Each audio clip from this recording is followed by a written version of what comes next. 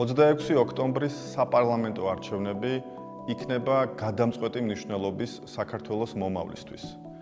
ეს არჩევნები გადაწყვეტს არა მხოლოდ იმას, ვინ იქნება მთავრობა, ან ვინ იქნება ოპოზიცია, არამედ პირველ რიგში იმას, იქნება თუ არა საქართველოს ევროკავშირის წევრი სახელმწიფო.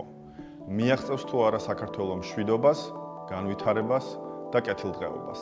26 ოქტომბრის არჩევნებში საქართველოს ყოველი სრულწლოვანი მოქალაქის ხმას გადამწყვეტი მნიშვნელობა ექნება.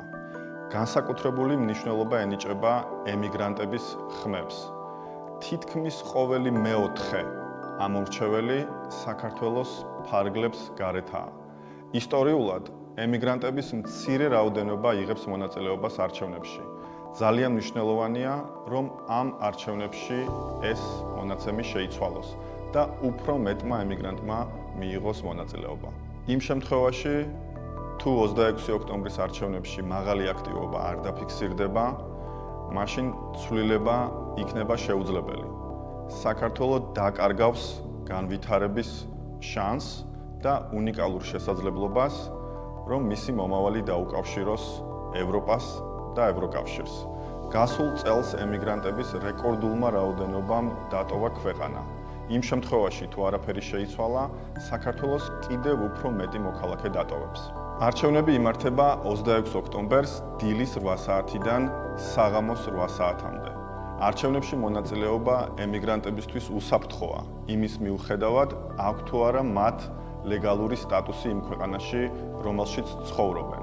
არჩევნებში მონაწილეობა არ იწვევს დეპორტაციის ან სამართლებრივი გართულების რისკებს. არჩევნებში მონაწილეობა შეიძლება საარჩევნო უბნებზე, რომლებიც გახსნილია საქართველოს დიპლომატიურ წარმომადგენლობებში და საკონსულო დაწესებულებებში.